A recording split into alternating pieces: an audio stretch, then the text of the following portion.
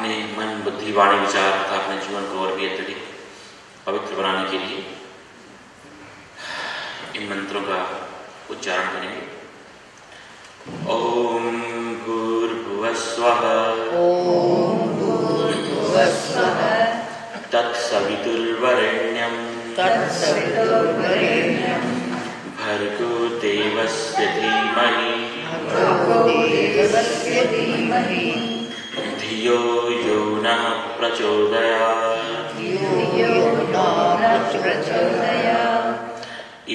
अनंत कोटि ब्रह्मांड नायक परमात्मा के चरण कमलों में कोटिशः नमन निवेदन तथा सभी यहाँ पर एकत्रित धर्म प्रेमी सज्जनों, महानुभावों, भगवान की असीम अहेतुकी अनुकंपावशात हम लोग विगत 2 सप्ताह से यहाँ पर एकत्रित होकर के भगवत गीता के इन अद्भुत मंत्रों के द्वारा, भगवान के द्वारा गाए हुए जो परमात्मा ने विधाएं बताई हैं, उनके द्वारा अपने आप को जानने का एक बहुत सुंदर विनम्र प्रयास कर रहे हैं।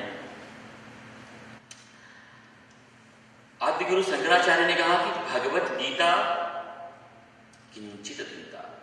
कोई व्यक्ति अगर एक बार भी भगवत गीता का अपने जीवन में अध्ययन करे, गेयम गीता नाम सहस्त्रम। आचार्य श्रीचरण कहते हैं कि वास्तव में अगर जीवन में कुछ गाने जैसा है, गुनगुनाने जैसा है, जीने जैसा है, अपने जीवन में प्रतिस्थापित करने जैसा है, तो भगवत गीता ही। गेयम गीता नाम सहस्रम ध्येयम श्रीपति रूपम अजस्रम। अगर कुछ ध्यान करने जैसा है तो भगवान विष्णु, अनंत कोटि ब्रह्मांड नायक भगवान श्री कृष्ण का ही वह रूप है कि जिसका ध्यान करके और हम उनकी प्राप्ति कर सकते हैं। आदि गुरु शंकराचार्य कहते हैं कि नेयम सज्जन चित्ते संगम। हमारा जो चित्त है, इसको जो सज्जन लोग हैं, जो भगवान के साथ जुड़े हुए लोग हैं, उनके साथ लगाना चाहिए। और देयम दीन जनाय च वित्तम। हमारे पास जो भी हमारी कैपेसिटी, हमारा सामर्थ्य, जो कुछ भी हमारे पास है, उसके द्वारा हमें जो भी निडी लोग हैं उनके लिए सहयोगी उनके प्रति सिद्ध होना चाहिए। भगवत गीता अपने आप में इतना विलक्षण, अलौकिक, अद्भुत ग्रंथ है कि जो भी ज्ञानी हुए, आचार्य हुए, महापुरुष हुए, जिन्होंने भी अपने जीवन में कुछ प्राप्त किया, भगवत गीता ही कहीं न कहीं देखो उनके मूल में स्थापित है। क्योंकि भगवत गीता में परमात्मा ने वह ज्ञान रखा है कि अगर इसको कोई व्यक्ति अपने जीवन में इसका पाठ करे, इसका स्मरण करे, इसको समझने का अगर प्रयत्न करे, तो भगवान स्वयं उस व्यक्ति के हृदय में प्रकट होकर के और इन शास्त्रों का बोध देते हैं। भगवान ने कहा कि इति ऐसा वांगमयी मूर्ति। हे पार्थ, ये हमारी शब्दों की, वाणी की साक्षात मूर्ति है। जब भगवान अपनी लीला को संवरण करके और अपने गोलोक धाम में जाने कि ये परमात्मा ने योजना बनाई, तो उद्धव जी ने भगवान से पूछा कि आप जब यहां से प्रस्थान करेंगे तो भयंकर ये घोर कलिकाल का आगमन होगा। लोग सभी आसुरी वृत्ति वाले हो जाएंगे, सब राक्षसी वृत्ति वाले हो जाएंगे, अनाचार सर्वत्र फैल जाएगा। उसके बाद जो आपके भक्त हैं, जो आपके वैष्णव हैं, जो आपके प्रेमी हैं, आपके नहीं रहने पर किस तरह से वो अपने जीवन में आगे की तरफ गतिमान हो पाएंगे। इसके लिए कोई उपाय, कोई चाबी, कोई विधान आप बताते जाओ। भगवान ने कहा कि उद्धव, अवश्य जिसके लिए हम यहाँ पर आए थे, लगभग वह कार्य हमारा समाप्त हो चुका है। परंतु ठीक है, हम उसका शरीर नहीं होंगे, लेकिन हम अपने आप को, अपने इस पूरे के पूरे प्रारूप को, अपने अस्तित्व को, अपने एग्जिस्टेंस को, अपने होनेपन को, हम जो हमारे प्रिय शास्त्र हैं इनके अंदर हम समाहित किए जाते हैं। अब इसके आगे जो हमारे भक्त हैं वो इन शास्त्रों के द्वारा मार्गदर्शन लेते रहेंगे। और ये शास्त्र उस व्यक्ति की कौन सी श्रेणी है, वो व्यक्ति स्वयं में अपने जीवन में कहां है और भगवान की तरफ चल रहा है, तो वहीं से वह अपनी यात्रा का जो है वो प्रारंभ कर सकता है। तो एक बार बस अथातो ब्रह्म जिज्ञासा। और मैं बहुत बार लोगों को कहते आ रहा हूं कि देखो, मनुष्य जीवन ये अंतिम जन्म है, इसके बाद दोबारा अभी मानव शरीर नहीं मिलेगा। अगर बहुत अच्छा शास्त्रानुकूल जीवन हम जी करके भगवान की भक्ति आजीवन करते रहे तो भी भगवान की प्राप्ति हो जाएगी, मनुष्य जीवन नहीं मिलेगा। और यदि जैसा पशुवत जीवन व्यतीत हो रहा है वैसा भी जीते रहे तो भी दोबारा ये शरीर नहीं मिलने वाला है, क्योंकि दूसरी कितनी अनगिनत योनियां हैं। उन सारी की सारी योनियों में से घूमते फिरते भटकते भ्रमण करते हुए फिर तब कहीं जाकर के भगवान को हमारे प्रति जब करुणा उत्पन्न होगी तो ऐसे एक बार फिर भगवान चांस देंगे। तो जो मनुष्य जीवन है ये आखिरी जीवन है, ये अंतिम हमारा जन्म है। और ऐसा भी नहीं कि भगवान को पाने के लिए बहुत लंबी उम्र की आवश्यकता है। भगवान की प्राप्ति, भगवान की अनुभूति बहुत ज्यादा लंबे समय की अपेक्षा नहीं रखती है, बहुत क्षण मात्र में। भगवान के लिए देखो किसी विशेष साधनाओं की आवश्यकता नहीं है। भगवान को पाने के लिए किसी विशेष साधन की भी जरूरत नहीं है। केवल भगवान की प्राप्ति होती है हमारे मन में जो प्यास है भगवान के प्रति, जो एक भगवान के प्रति एक पीड़ा है, जो एक तड़प है उसकी वजह से, जो एक व्याकुलता है उसकी वजह से।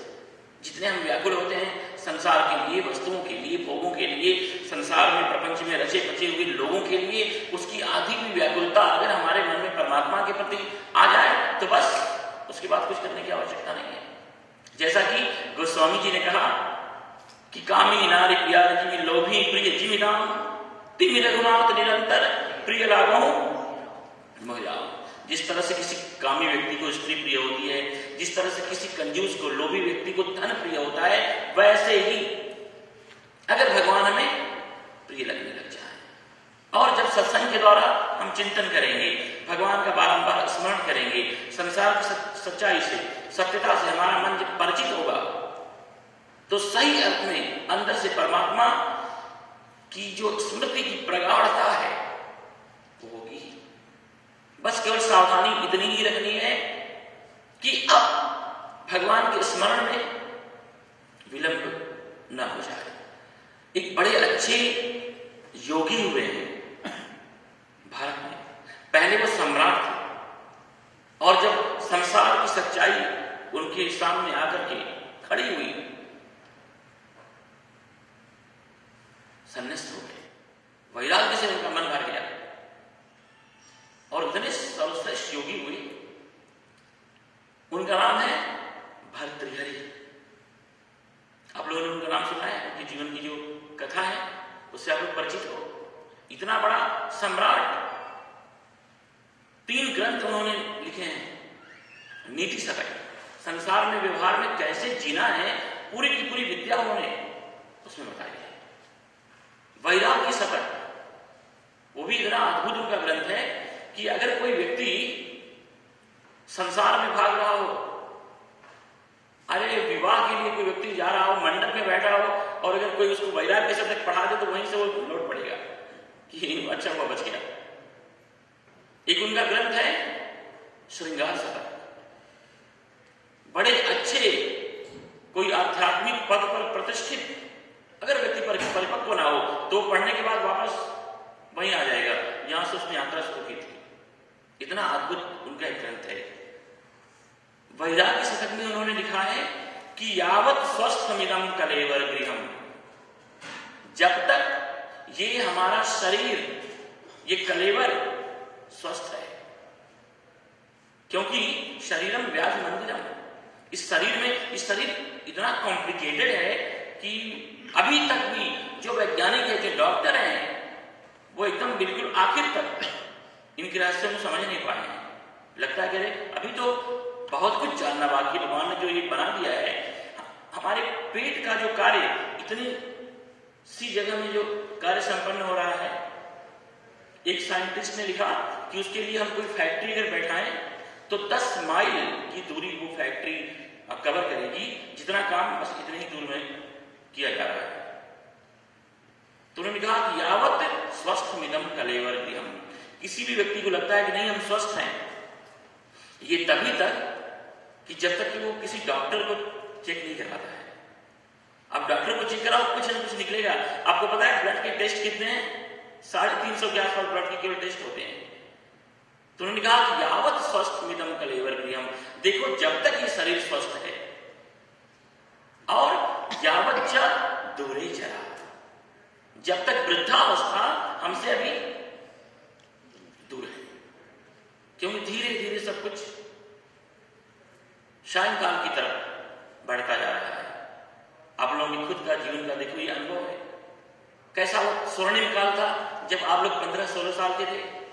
वो जो आकर्षण था, वो जो एक संसार के प्रति जो पागलपन था, जो क्रेज था, वो जो एक नशा था उस उम्र का, एकदम बिल्कुल आज सब लगता है जैसे कि यावत दूरी जरा, जब तक वृद्धावस्था अभी धीरे, वृद्धावस्था का मतलब संबंध देखो शरीर की उम्र से नहीं है। भगवान ने कहा कि वृद्ध वही है जो व्यक्ति उत्साहहीन हो, जिसका एंथुजियाज्म लूज जो कर गया हो, वो वृद्धावस्था को प्राप्त व्यक्ति है। जब लगन, रुचि और अंदर की अंतरात्मा की प्यास किसी वस्तु को पाने के प्रति, परमात्मा की, धर्म की, अध्यात्म की, संसार की खत्म हो जाए, तब व्यक्ति को समझना चाहिए कि वो बूढ़ा हो गया है। तो भगवान ने कहा कि यावत दूरे जरा, यावत चेन्द्रिय शक्ति प्रत्यहता, जब तक हमारे इंद्रियों में अभी शेष शक्ति बची हुई है, और यावत क्षयो नायुषः, जब तक ये आयुष्य अभी थोड़ी सी विशेष बाकी है। प्रत्येक बुद्धिमान व्यक्ति के लिए ये महान प्रयत्न, उसको ये सारे के सारे ये घटनाएं, ये कारण, ये सब चीजें आकर के उपस्थित हो, उनके पहले ही प्रत्येक बुद्धिमान व्यक्ति को अपने आत्म कल्याण का मार्ग जो है वो ढूंढ लेना चाहिए। आत्मश्रेयसी तावदेव विदुषा कार्ये प्रयत्नो महान प्रोद्दीप्ते भवने च कूप खननम प्रत्युद्यमः कीदृशः। से किसी व्यक्ति के भवन में, मकान में आग लग जाए और व्यक्ति फिर कुआं खोदने की तैयारी करे, कुआं खोदूंगा, जल प्राप्त होगा और उस जल के द्वारा इस अग्नि का हम शमन करेंगे, तो कितना वो हास्यास्पद होता है।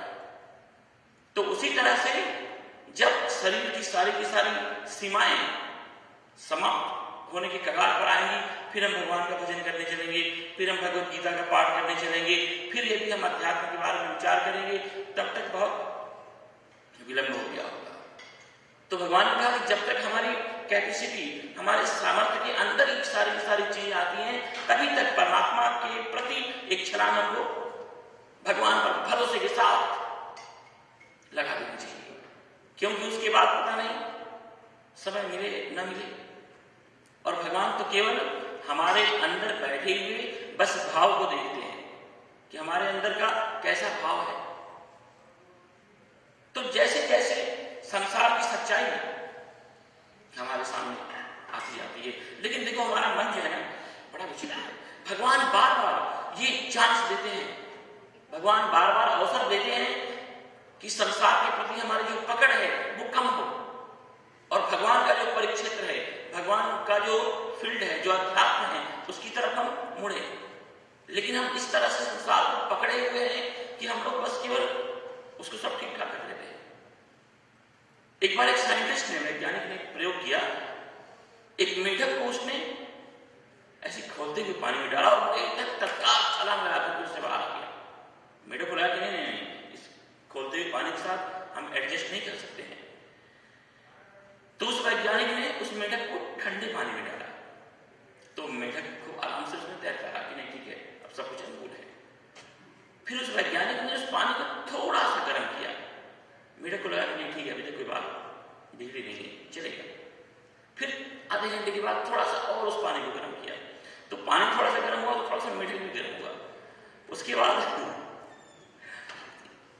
अभी परसों लेकर के हम गए थे अरविंद भाई हेल्थ क्लब में, तो वहां पर एक नहाने की जगह ऐसी थी कि जब पहली बार हम उसमें प्रवेश किए तो एकदम पानी खौलता हुआ हमको लगा। सुई नामत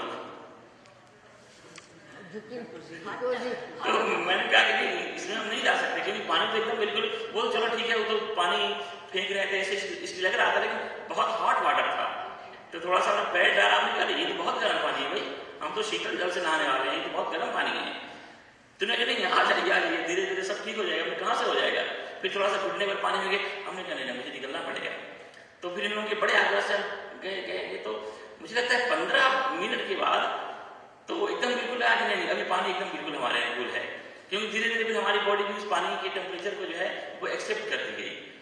तो वो जो वैज्ञानिक था 24 घंटे में उस पानी को बॉइलिंग टेम्परेचर पर लेके आया, और एवरी हाफ एन आवर, हर आधे घंटे में पानी गर्म हो रहा, और वो जो मेढक है उस पानी का जो गर्माहट का जो टेम्परेचर तापमान था उसके साथ अपने आप को एडजस्ट करता रहा, और उसको लगा कि नहीं कोई बात नहीं, चलेगा, छलांग लगाने जैसी कोई बात नहीं है। और 24 घंटे में पानी बॉयल होने लगा, वो मेढक उबल करके मर गया, लेकिन छलांग नहीं लगा पाया। तो ये प्रकृति, नेचर हमेशा हमें कुछ न कुछ ऐसे छोटे छोटे झटके देते रहती है। कभी किसी बच्चे ने हमारा इंसल्ट कर दिया, अपमान कर दिया, हमको लगता है अरे ये तू मेरा बच्चा और तू मेरा इंसल्ट कर रहा है, फिर लगता है अरे वो तो बेवकूफ है, अपना ही बच्चा है, कोई बात नहीं, उससे भूल हो गई। तो हम लोग ऐसे करके पूरा संसार के साथ, प्रकृति के साथ, घटनाओं के साथ एडजस्टमेंट करते रहते हैं।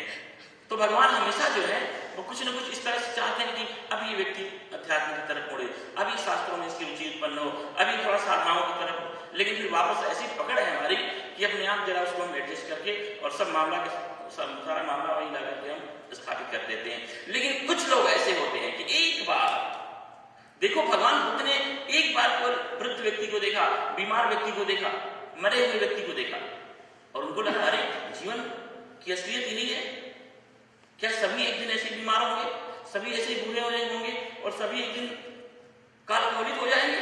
और झटका लगा उनको, फिर कहा कि नहीं, इन परिस्थितियों के साथ हम एक्सेप्ट करने को तैयार नहीं है। और देखो हम लोग न जाने कितने बीमार व्यक्ति को जाकर के अस्पताल में हालचाल पूछ करके, फल फ्रूट देकर के, सांत्वना देकर के लौटाते हैं, न जाने कितने लोगों को जाकर के फ्यूनरल हाउस में स्पीच देकर के, वहां पर प्रवचन भाषण देकर के, और सब कुछ दफनाव बना के अग्नि संस्कार करके वापस आ जाते हैं। लगता है चलो उनकी तो उम्र हो गई थी जाना ही था उनको, लेकिन हम तो यही पर है। भगवान की यही माया है। देखो भगवान ने कहा कि दैवी सागरमयी मम माया दुरत्यया मामेव ये प्रपद्यन्ते माया मिताम तरन्ति। भगवान की ऐसी माया पर्वती है कि एक बार पकड़ती है तो उसकी जो पकड़ है वो कभी ढीली नहीं पड़ती है। यक्ष ने पूछा युधिष्ठिर से कि किम आश्चर्य, आश्चर्य क्या है? धर्मराज ने कहा कि अहनि हानि भूतानि गच्छन्ति यम मंदिरम। धीरे धीरे सारे लोग इस महाकाल के मुख के ग्रास बनते जा रहे हैं, और इस परम सच्चाई को देख करके भी शेषाः जीवितुम इच्छन्ति।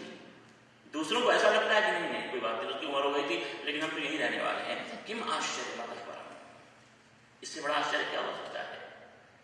भर्तृहरि को भी ऐसा ही एक झटका लगा। भर्तृहरि उनको प्रेम हो गया था एक ऐसे ही बाजारू स्त्री से। उसको ही उन्होंने अपने मुख्य पटरानी का स्थान दिया और बड़ा प्रेम करते थे। एक बार की सच्ची घटना है कि उनके राज्य में एक निर्धन गरीब ब्राह्मण धन की याचना के लिए किसी देवता की उसने आराधना की, अनुष्ठान किया, और वो देवता प्रकट हुए। पूछा क्या तुम्हें चाहिए? ब्राह्मण देवता ने कहा कि वैसे तो सब कुछ मेरे पास है, शास्त्र ज्ञान है, सब कुछ है, समझदारी है, मेरे पास धन नहीं है और मैंने धन की याचना के लिए यह आपका अनुष्ठान किया है, मुझे धन चाहिए। देवता ने कहा कि देखो हमारी भी अपनी कैपेसिटी है, सामर्थ्य है, धन हमारे सामर्थ्य से बाहर है, लेकिन हाँ तुम्हें एक हम अमर फल देते हैं और इसकी विशेषता है कि अगर तुम इसको खाओगे तो अमर हो जाओगे, कभी बूढ़े नहीं होगे, कभी तुम मरोगे नहीं, ऐसे ही रहोगे आजीवन।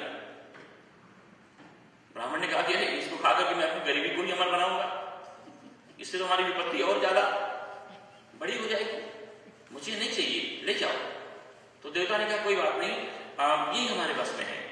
फिर तुरंत बुद्धि से संपन्न थे, उनको ख्याल आया कि नहीं रुक जाओ, अगर ये अमर फल हम राजा को दे देंगे तो उसके बदले में बहुत ढेर सारा प्रचुर धन की में प्राप्ति होगी और राजा इतने अच्छे न्यायी हैं, सदाचारी हैं, प्रजा का ध्यान रखने वाले हैं, असली इसका लाभ उनको ही होगा।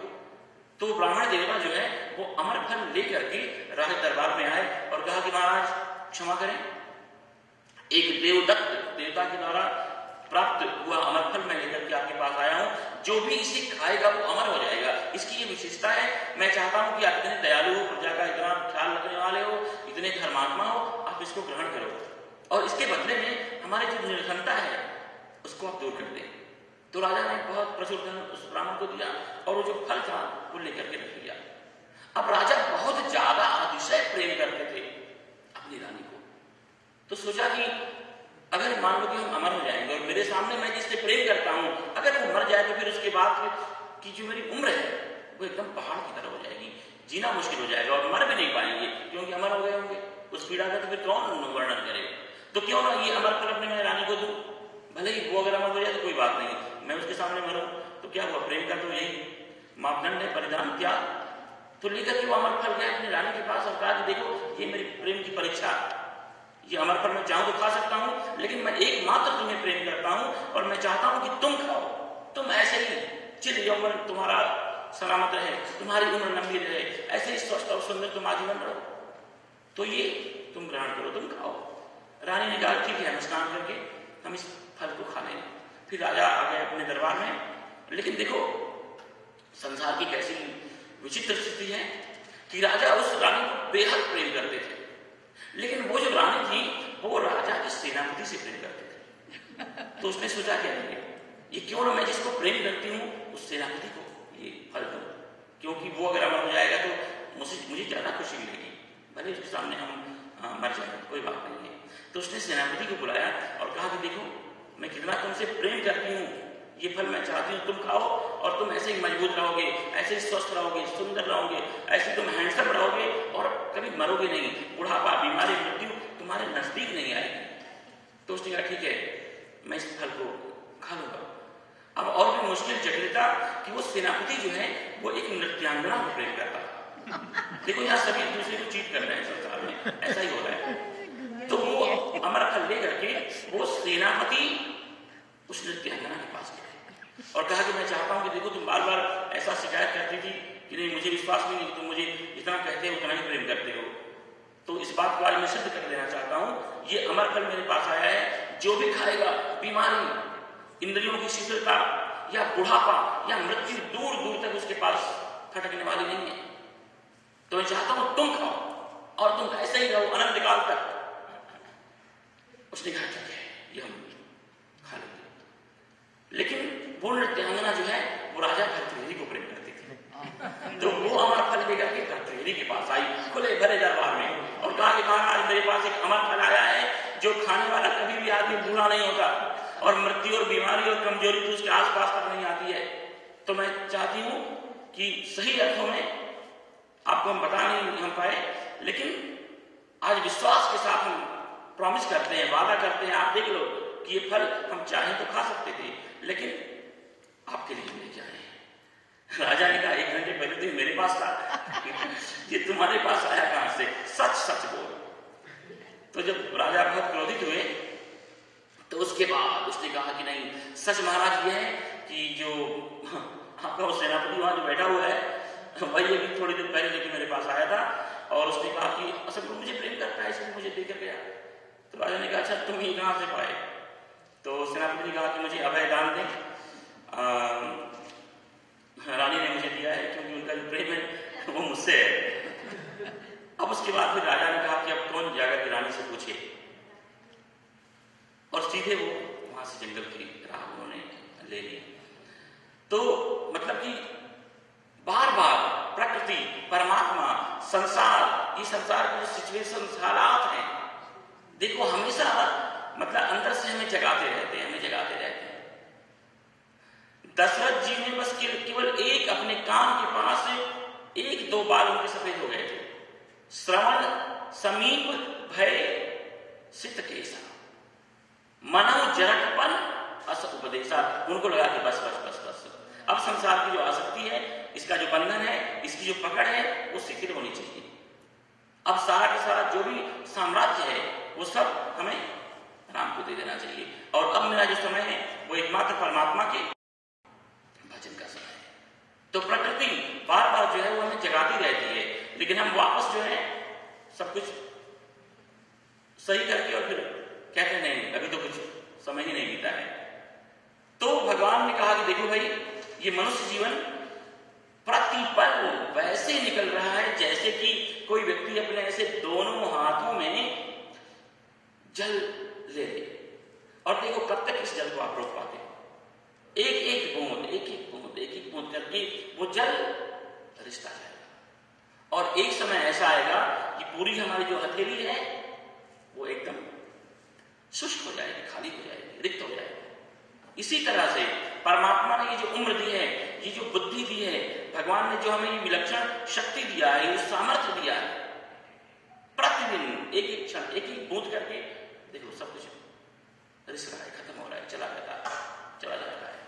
जिस तरह से कोई व्यक्ति अपनी मुट्ठी में रेत को नहीं पकड़ सकता है, कभी देखना अपनी मुट्ठी में रेत को ऐसे पकड़ करके आप देखना, जितना कस करके मुट्ठी आप बांधोगे ना, उसी तरह से एक एक कण, एक एक कण, एक एक कण जो हाथ के मुट्ठी में बंद हुई जो रेत है वो निकलती जाएगी, निकलती जाएगी, निकलती जाएगी। तो इसी तरह से ये संसार, जितना इसके पीछे हम पड़ेंगे, जितना इसके पीछे हम भागेंगे, जितना हम इसको पकड़ने की कोशिश करेंगे, क्योंकि संसार हमारा ही तो प्रतिबिंब है, रिफ्लेक्शन है। कभी किसी व्यक्ति ने अपनी परछाई को कभी कोई व्यक्ति पकड़ पाया? ना, भागते रहो उसके पीछे, भागते रहो, नहीं। एक बार छोटा सा बच्चा रो रहा था, जिद कर रहा था कि जो मेरी परछाई है उसको हम पकड़ना चाहते हैं। उसके पिता ने कहा कि जिंदगी भर हम नहीं पकड़ पाए, तुम कैसे पकड़ सकते हो इसको? बोले नहीं, मुझे पकड़ना है। तो उसकी माँ ने किचन से कहा कि क्यों ये बच्चे को रुलाए जा रहे हो? उसने कहा तुम्हें पता है क्या कह रहा है, अपनी परछाई पकड़ने को कह रहा है। उसने कहा इसमें कौन सी बड़ी बात है? उसका पति बहुत नाराज हो गया कि तू आकर मुझे पकड़ा दे इसकी परछाई। वो आई, वो कहा बेटा क्या तुम्हें चाहिए? और नहीं, मुझे परछाई पकड़नी है। उसने कहा इतना ही ना, कोई बात नहीं, अपने आप को पकड़ लो। तो जब बच्चे ने ऐसे अपने आप को पकड़ा तो खुश हो गया क्योंकि परछाई ने फिर अपने आप को ऐसे पकड़ लिया। तो उसने कहा देखो बस इतनी छोटी सी बात तुम कर नहीं सकते हो, और दिन भर कहते हो बिजी है, दिन भर मीटिंग ले रहते हो। तो कहने का मतलब यह है कि अगर हम संसार को पकड़ने जाएंगे, पदार्थों को पकड़ने जाएंगे, वस्तुओं को पकड़ने जाएंगे, परिस्थितियों को पकड़ने जाएंगे, अपनी अनुकूलताओं को पकड़ने जाएंगे, तो ये परछाई की तरफ भागती जाएंगी। लेकिन जब व्यक्ति अपने आप को पकड़ लेता है, जब व्यक्ति अपने मन को, अपने आप को समझ लेता है, अपना जो होनापन है उसको एक बार थोड़ा सा देख लेता है, उसके बाद तो फिर सब कुछ उसके लिए ठहर जाता है। तो भगवान ने कहा कि देखो हम तुम्हें ऐसी विद्या बताने जा रहे हैं कि ब्रह्म भूयाय कल्पते, ये जीवन तुम्हारा पूरा होगा, तुम्हारे जीवन की शाम होगी, उसके पहले तुम अपने आप से भागोगे, तुम अपने आप को पकड़ लोगे, ठहर जाओगे, स्थिर हो जाओगे। और एक बार जब व्यक्ति अपने अंदर स्थिर हो गया, फिर तो पूरा का पूरा समग्र संसार उसके लिए रुक जाता है, ठहर जाता है। वरना तो अदरवाइज सब कुछ नदी के प्रवाह की तरह बहता जा रहा है। तो भगवान ने उसके जो सूत्र बताए हैं, कुछ उन सूत्रों पर चर्चा करते हैं। आप लोग बहुत अच्छी तरह से केवल ऐसे एकाग्रता से सुनो, और ये सूत्र हमें अपने जीवन में अपने आप तक की यात्रा कराने वाले हैं। भगवान ने कहा कि देखो, जिस व्यक्ति को अपने आप को देखना है, अपने आप को पाना है, अपने आप की जिसको चाहत है, असल में चाहत तो हमें भी अपने आप की है, लेकिन हमारी जो चाहत है वो यहीं तक रुक जाती है। पदार्थों के पार जो उसका अस्तित्व है वहां तक हमारी पहुंच नहीं हो पाती है।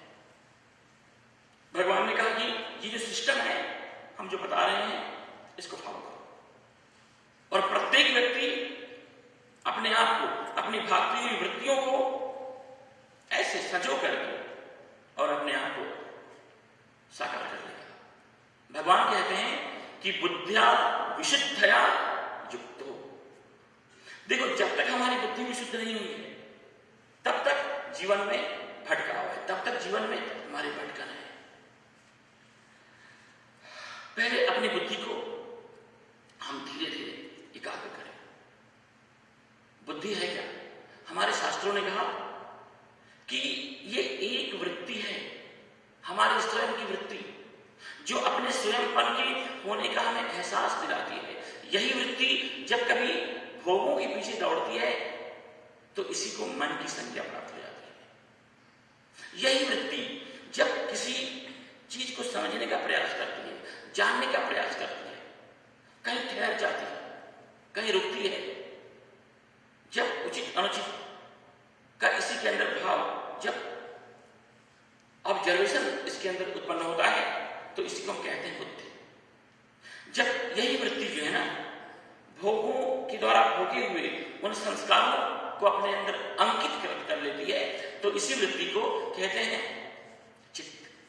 और जब अपने इसी वृत्ति के अंदर, स्वयं के अंदर एक विशेष प्रकार के भावों का जब आलोक प्रकाशित होता है कि नहीं, शायद हमसे श्रेष्ठ और कोई नहीं है, तो इसी को कहते हैं अहंकार। लेकिन जब इस बुद्धि के अंदर, इस समझदारी के अंदर वास्तव में संसार की जो भी विलक्षणता है, उसका जो स्रोत है, उसका जो सोर्स है, उसका जो ओरिजिन है, उसकी जो गंगोत्री है, एक बार उसको ये हमारी बुद्धि अगर समझ ले, इसके समझ में आ जाए। भगवान ने गीता के 15वें अध्याय में कहा कि देखो, न तद्भासयते सूर्यो न शशांको न पावकः यद् गत्वा न निवर्तन्ते तद्धाम परमम्।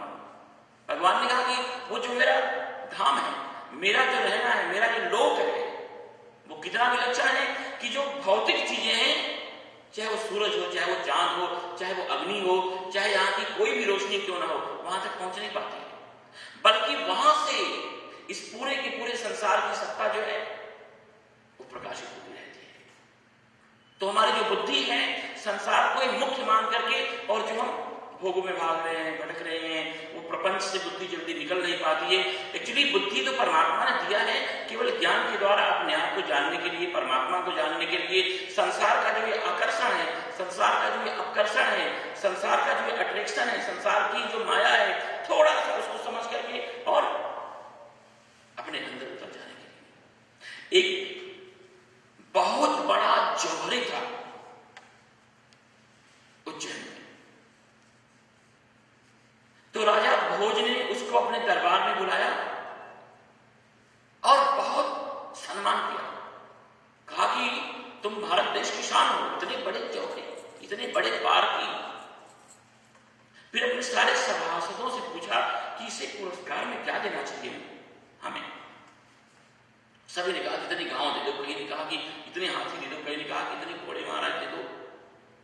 कालिदास से पूछा राजा भोज ने, क्या बताइए कि इस पुरस्कार में क्या दिया है। कालिदास ने कहा कि इसको पानी में डुबा करके 50 घोड़े लगाए जाए। राजा ने कहा, अरे इतना बड़ा महान जौहरी और उसको ये पुरस्कार, आखिर क्यों?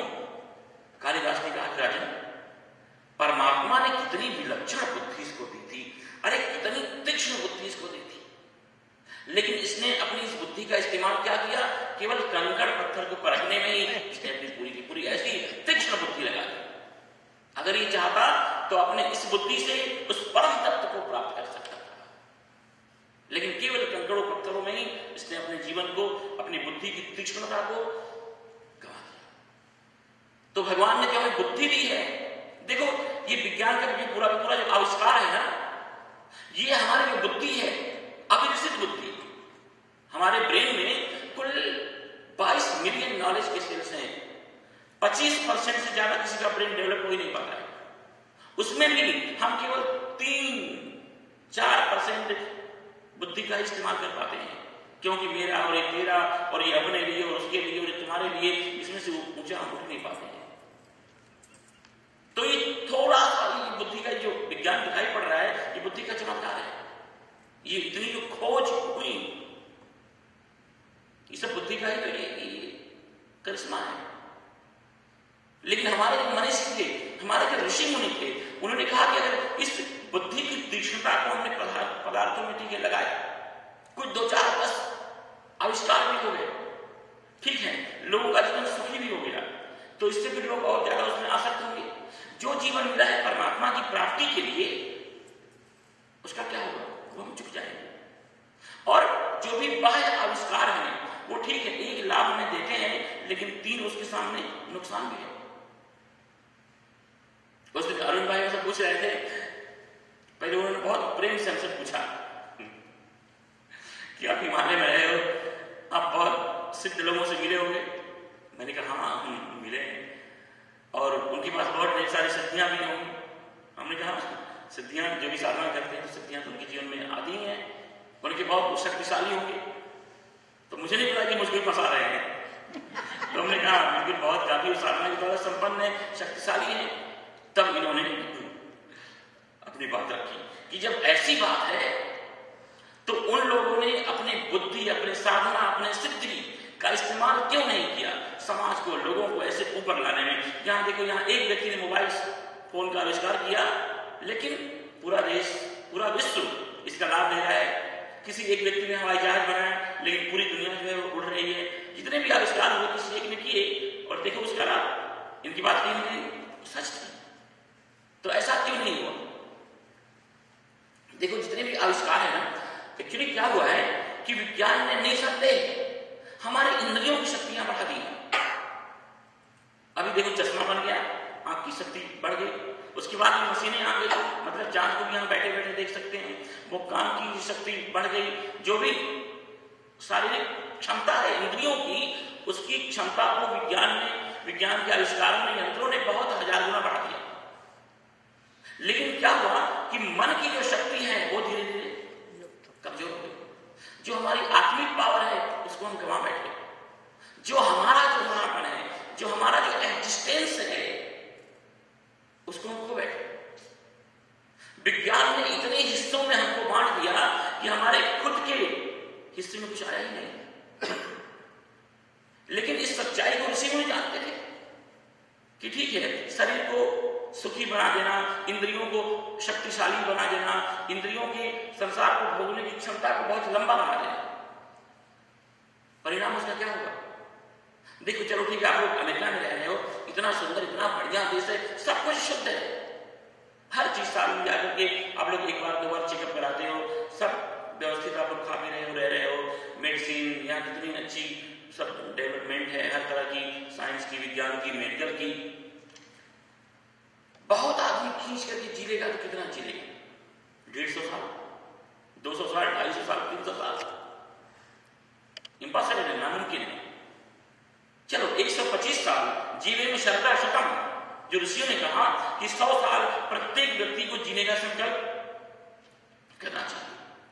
ठीक से व्यक्ति अगर रहे और कोई व्यक्ति लापरवाही से यूं ही है, 25 साल का अंतर पड़ जाएगा। मतलब कि आप लोग जितने स्वस्थ हो, हेल्दी हो, इतनी ही उम्र अगर जाकर के आप भारत के गांव में आप देखो तो 25 साल का डिफरेंस दिखाई पड़ेगा। यहां पर 70 की उम्र में भी, अरे 77 की उम्र में हमने लोगों को देखा है बैडमिंटन खेलते हुए। तो लेकिन बहुत लंबी यात्रा नहीं की जा सकती है। लाखों मल्टीपल विटामिन लो या कुछ भी लो, शायद मुझे लगता है कि 100 साल तक तो आते आते सब कुछ गिर जाएगा। उसके बाद क्या?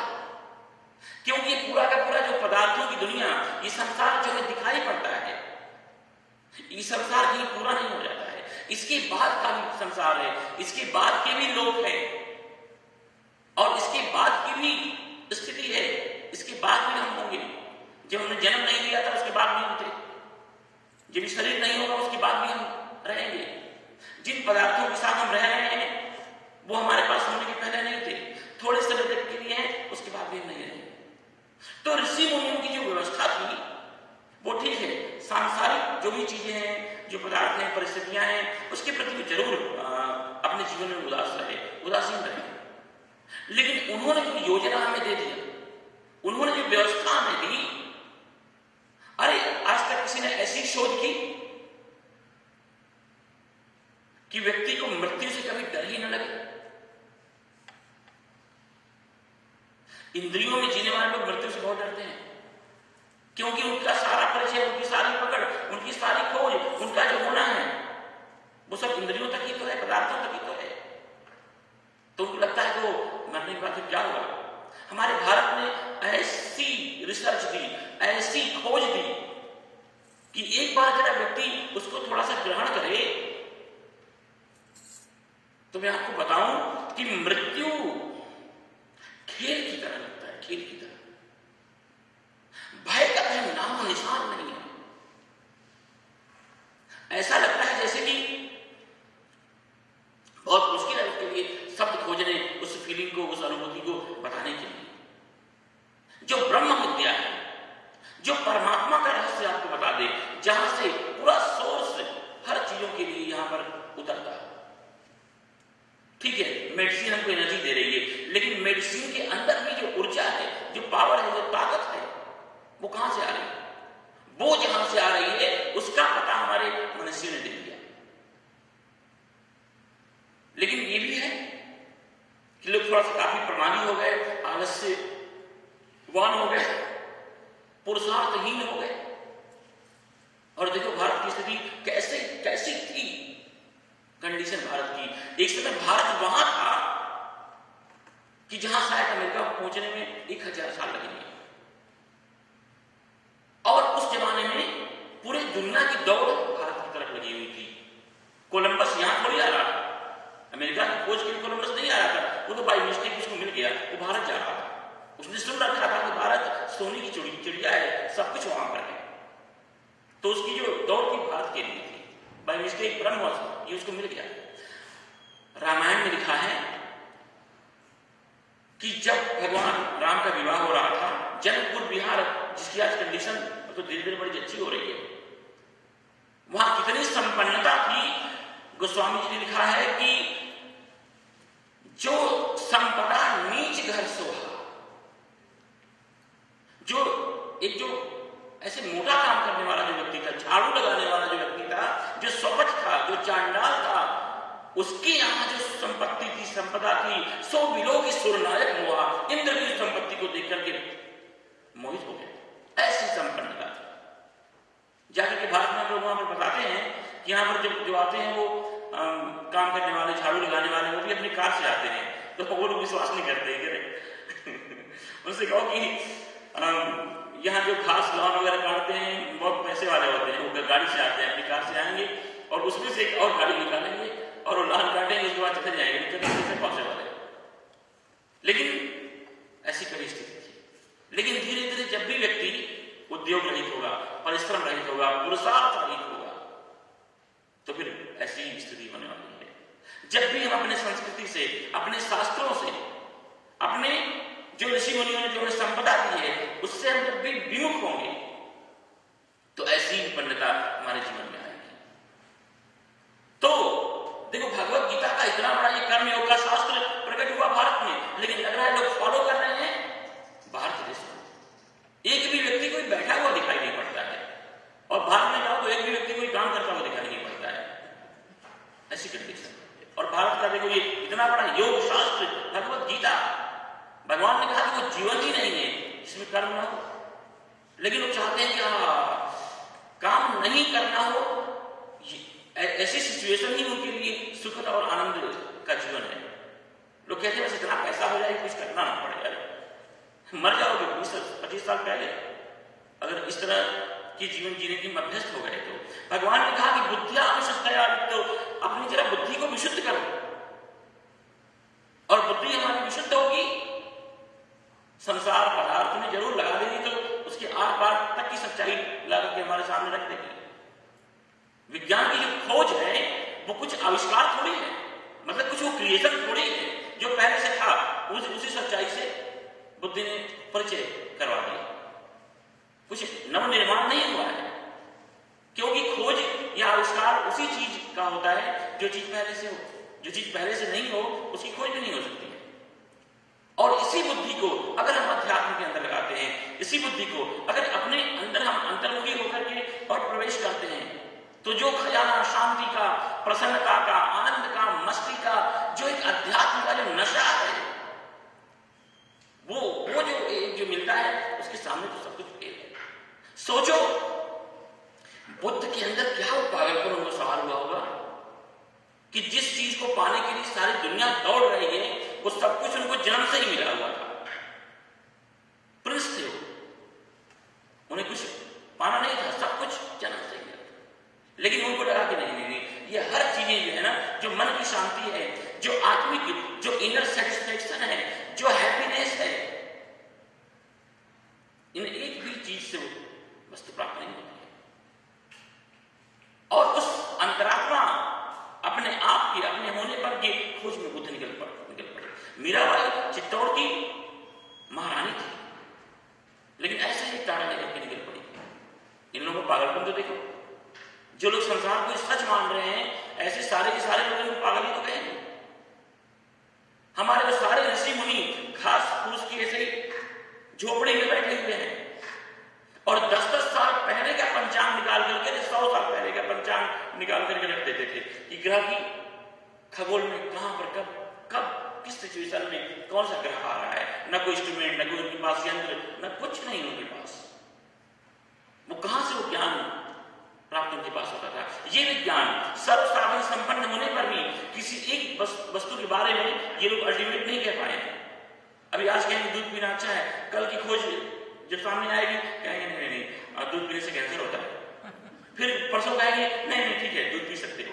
तो अभी लोग ऑन द वे हैं, जैसे जैसे खोज हो रही है, रिसर्च हो रही है।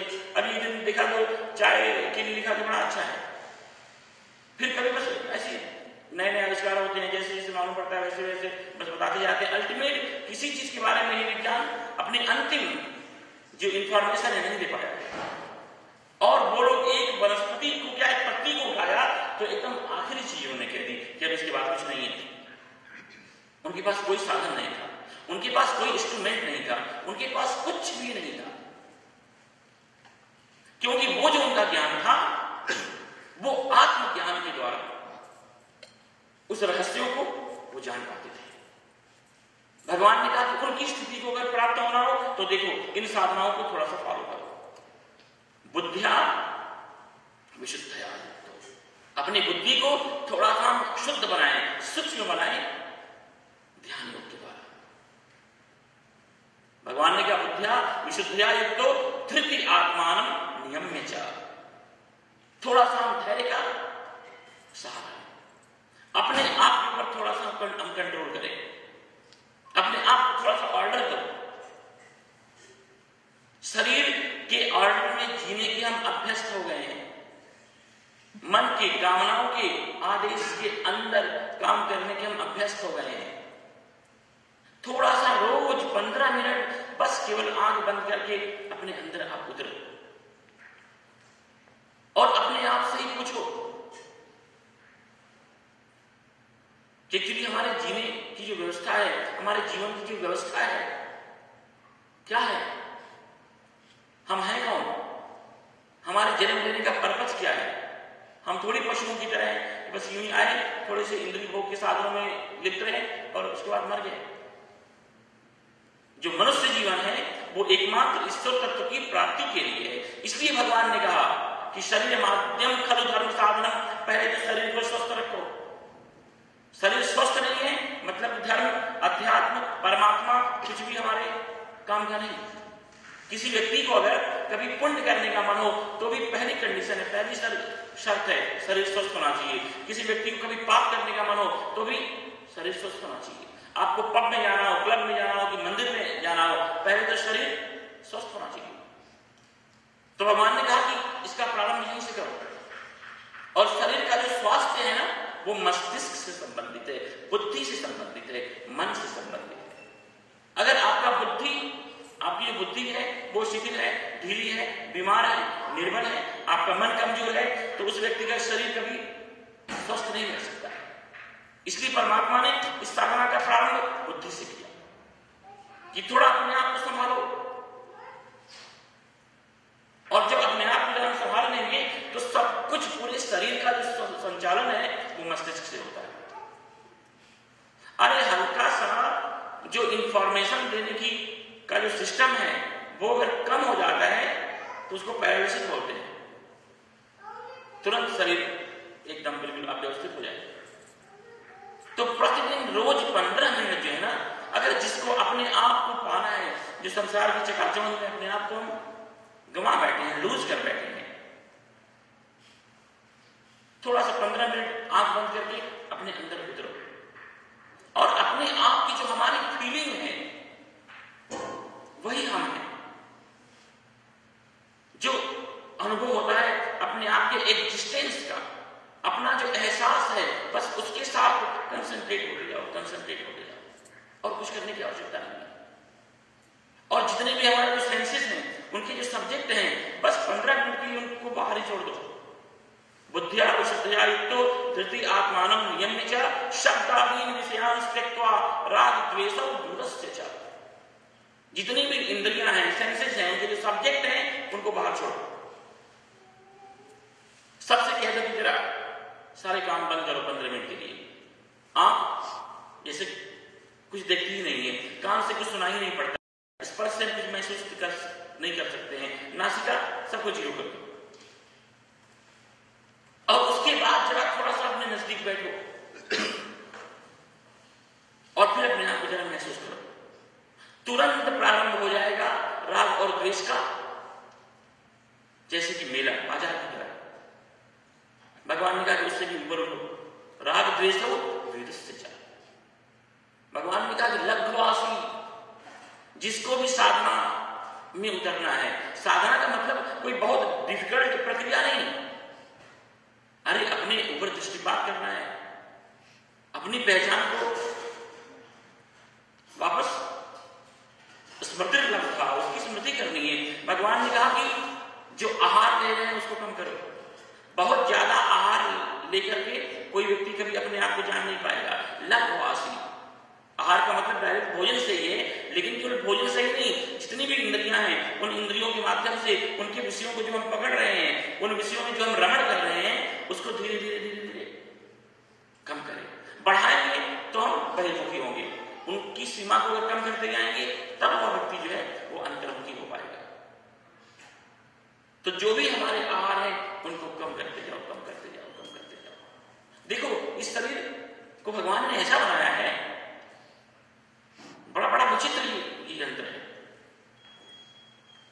जितना अधिक खाओगे ना वो उतना अधिक खाते जाओगे, उतना अधिक खाते जाओगे। कम करते जाओगे तो कम करते जाओगे। बहुत ज्यादा सोओगे तो उसका अंत नहीं आएगा। तो भगवान ने कहा कि ऐसा करो कि एक सीमा रेखा तय करो। युक्त आहार विहारस्य युक्त चेष्टस्य कर्मसु युक्त स्वप्नावबोधस्य योगो भवति दुःखः। उस लिमिट को कभी क्रॉस मत करो। जो भी ऑल सेंसेस हैं, उनकी जो सब्जेक्ट हैं, उसमें एक जो लाइनिंग है उसको पकड़ के चलो। जैसे डॉक्टर कह देते हैं कि अब भाई देखो ज्यादा कुछ मिठाई खाई तो आपका शुगर बॉर्डर लाइन पर है, अब मुश्किल होगी, और तुरंत व्यक्ति सावधान हो जाता है। तो हमेशा ऑलवेज हम बॉर्डर लाइन पर ही है। भगवान ने कहा राग द्वेषो विदुस्य च, विविक्त से भी। भगवान कहते हैं कि अपने आप को जानने वाला व्यक्ति थोड़ा सा अभ्यास करो एकांत में रहने का, और शुरुआत बाहर से ही करो, कोई बात नहीं। जो भी आपका घर में कक्ष हो, बस 15 मिनट अपने आप के साथ बैठो, जहां अंदर में कोई हमारे साथ ना हो। न पैसा, न दुकान, न बिजनेस, न व्यापार, न कंपनी, न हमारे मित्र, न हमारे रिश्तेदार, न हमारे परिवार के लोग, न हमारे बच्चे, केवल हम हो अपने आप के साथ और कोई भी नहीं। विविक्त से ऐसी स्थिति आ जाएगी कि जैसे आप अकेले में होने के बाद भी यहां अंदर से भीड़ भाड़ में होते हो, धीरे धीरे अभ्यास करने के बाद यहां भीड़ में होने के बावजूद भी अंदर से उस परम एकांत को आप पालोगे, जहां पर भगवान के अलावा आपके पास कोई नहीं हो। विविक्त से भगवान ने कहा धीरे धीरे जो है व्यक्ति अगर इन साधनाओं के द्वारा जीवन में आगे बढ़ता रहे, शास्त्रम स्नान आचरित, 1000 काम छोड़ करके और अपने आप की शुद्धि पर हम ध्यान दें। शतम विहाय भोक्तव्यम, 100 काम छोड़ करके आप आहार ग्रहण करो। सहस्त्रम स्नान आचरित, 1000 काम छोड़ करके अपने आप की शुद्धि पर ध्यान दो। और लक्षम विहाय दातव्यम, 1,00,000 काम छोड़ करके अगर किसी के काम आना हो तो वहां पहुंचो।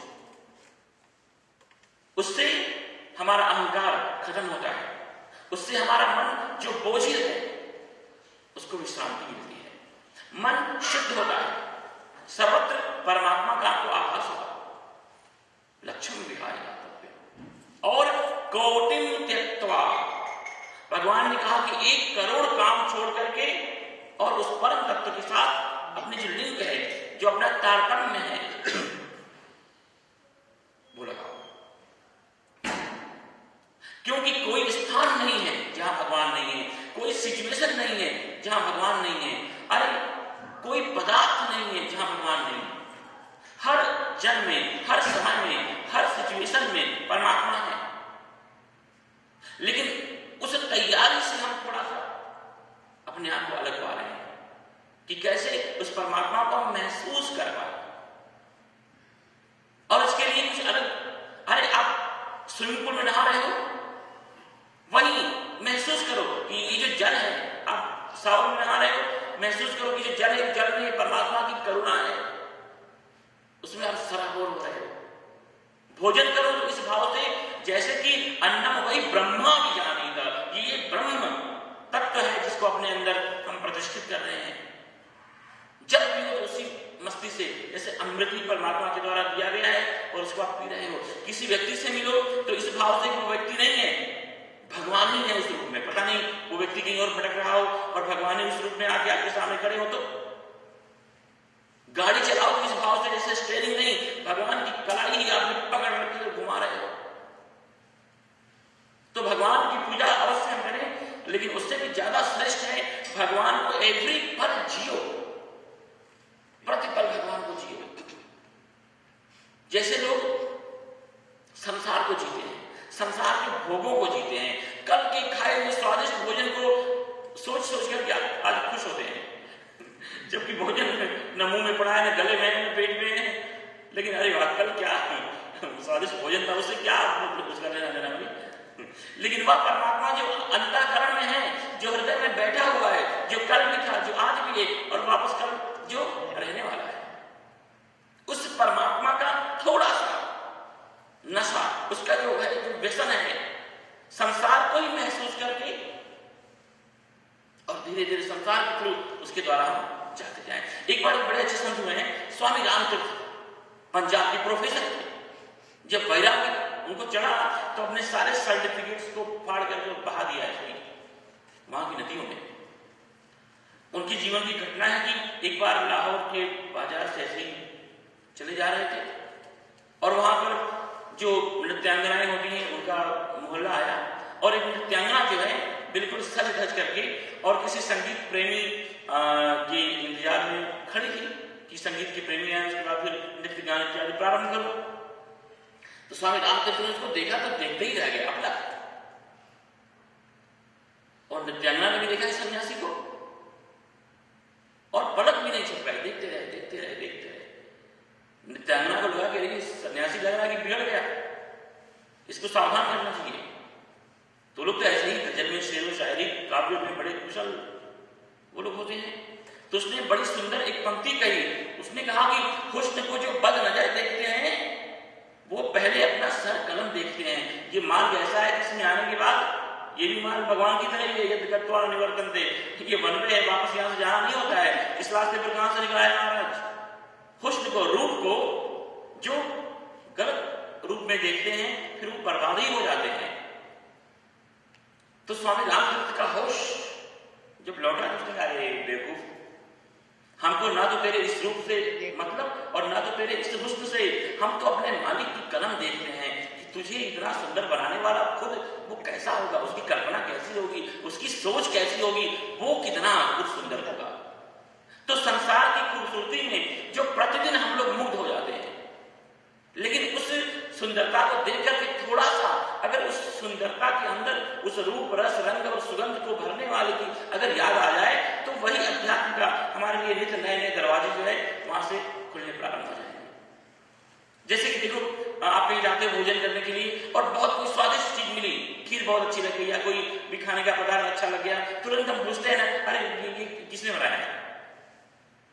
तो कुछ भी आपको अच्छा लगे तुरंत पूछो कि किसने बनाया है, जो भी। और संसार को देखो, भगवान ने जानबूझ करके इतना आकर्षक सुंदर बनाया है कि हर चीज आपको पकड़ के रख दे। भगवान ने जो संसार के भोगों में इतना जो टेस्ट रखा है वो जैसे हमको टेस्ट कर रहे हैं कि तुम यही रुक जा रहे हो कि इसके बाद भी इसके बनाने वाले के बारे में कुछ सोच रहे हो। तो संसार ही इतना ही सुंदर है, खूबसूरत है कि हर चीज हमको भगवान की याद दिलाती है, अगर हम वहीं ठहर ना जाए तो, वहीं रुक ना जाए तो भगवान ने कहा कि कोई बात नहीं है, संसार कोई गलत नहीं है, खतरनाक नहीं है, अगर हम उसी में स्टक नहीं हो जाते हैं। जो भी आपको अच्छी चीज लगे भगवान को धन्यवाद दो, जो भी आपके मन को अपनी तरफ आकर्षित करे भगवान को धन्यवाद दो, और ये स्थिति आपको लाकर के वहां खड़ी कर देगी कि हर जगह पे जिधर देखता हूं उधर तू ही भगवान के अलावा कुछ भी नहीं है यहाँ पर। और उसी का रंग, उसी का रूप, उसी का सौंदर्य, उसी का आकर्षण, उसी का स्वर्णिम ये प्रकाश पूरे संसार को जो है परिव्याप्त करके बैठा हुआ है। इसलिए हमको इस संसार और ये पदार्थ हैं जहां पर कि हम खड़े हैं, क्योंकि यात्रा तो हमको वहीं से शुरू करनी होगी। आपके घर कोई फंक्शन होता है और 10 लोग फोन करते हैं कि आपके घर पे आना है, जरा बताइए, तो पहले आप ये पूछते हो कि इस समय आप कहां पर हो, तो जहां वो होता है वहां से आप रास्ता बताते हो। किसी व्यक्ति दूसरे ने फोन किया तो उसको इसका रास्ता मार्ग नहीं, उसका दूसरा आपका रास्ता उसके लिए आप बताओगे। तो पहले जानना बहुत जरूरी है कि हम कहां पर हैं, वो कौन सी चीजें जो हमारे मन को मुक्त कर देती है, मस्त कर देती है, कहां हम टिके हुए हैं, हमारा मन कहां पर अटका हुआ है, क्योंकि यात्रा हमारी वहीं से हुई। तो भगवान ने कहा कि हर जगह उस परमात्मा को देखते हुए, प्रतिपल उसके स्मरण से अपने हृदय को भरते हुए संसार में रह करके और वहीं पर उस व्यक्ति परम तत्व को प्राप्त कर सकता है, पा लेता है। और उसकी पूरी की पूरी जो विधियां हैं वो भगवत गीता में परमात्मा ने बताई। तो आज का समय यहाँ पर पूरा होता है। कल शेष जो सूत्र हैं उनके ऊपर हम कल बैठ करके आप सभी लोगों के साथ चर्चा करेंगे, और तब तक के लिए आप सभी लोगों को बहुत बहुत धन्यवाद, साधुवाद। और यदि इसके बाद समय हो तो किसी के मन में कोई भी प्रश्न हो, कोई भी जिज्ञासा हो, उसके लिए हम बैठे हुए हैं, फिर आराम से हम लोग बात करेंगे एक मंत्र के द्वारा। यहाँ पर थोड़ा सा अर्ध विराम देते हुए सर्वे